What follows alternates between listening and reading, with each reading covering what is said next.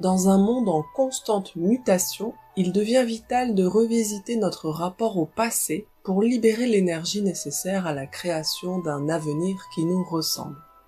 Mais comment sortir du cycle de répétition, souvent inconscient, où l'on tente de reconstruire du neuf avec les débris d'histoires anciennes? Le piège du recyclage identitaire. Nous avons tendance à croire que notre avenir est le prolongement naturel de notre passé, comme si l'on pouvait bâtir une nouvelle maison avec les ruines de l'ancienne. Ce réflexe est humain. Nos souvenirs, nos relations, nos habitudes sont rassurants. Pourtant, ce que nous appelons continuité est souvent un frein à la transformation. Il ne s'agit pas de renier ce que nous avons vécu, mais d'accepter que certaines choses ont fait leur temps. Ce qui ne nous nourrit plus doit être libéré, même si cela suscite une certaine aigreur, surtout lorsque d'autres s'approprient ce que nous avons laissé derrière. Ce que tu abandonnes est peut-être un trésor pour quelqu'un d'autre. Une voiture que l'on revend, une relation que l'on quitte, un environnement familial qu'on choisit de ne plus fréquenter. Tous ces choix peuvent être vécus comme des pertes.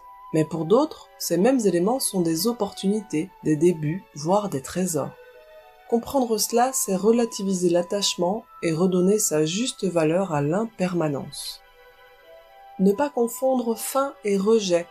Le fait que quelque chose ou quelqu'un ne corresponde plus à notre trajectoire n'est pas une preuve d'échec ni de rejet.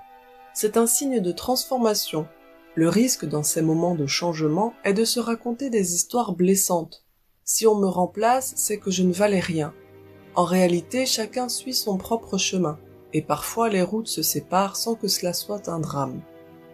Construire avec du neuf, une nécessité vitale. Il existe une limite au réemploi. À force de recycler les mêmes matériaux, on finit par épuiser leur potentiel. Il en va de même pour nos schémas mentaux, nos relations, nos aspirations. Créer du neuf implique d'importer de la matière première nouvelle dans notre vie.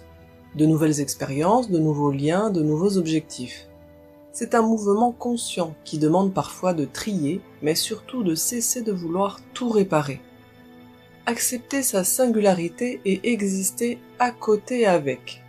Une grande partie de notre difficulté à changer vient de notre peur d'exister autrement, en n'étant ni devant ni derrière, mais simplement à côté avec les autres. Exister pleinement, c'est reconnaître sa singularité sans se sentir supérieur ni inférieur.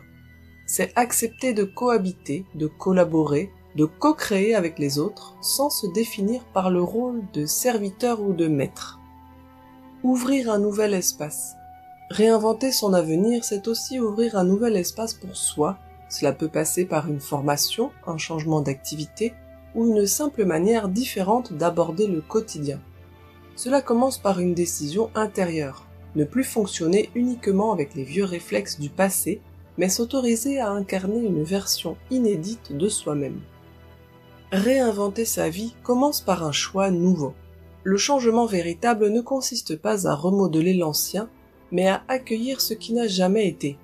Pour cela, il faut oser laisser partir, faire confiance à ce qui vient et surtout reconnaître que le nouveau ne se trouve qu'en dehors de ce que l'on connaît déjà. Lâcher ce qui ne nous nourrit plus, c'est faire de la place à ce qui peut vraiment nous faire grandir.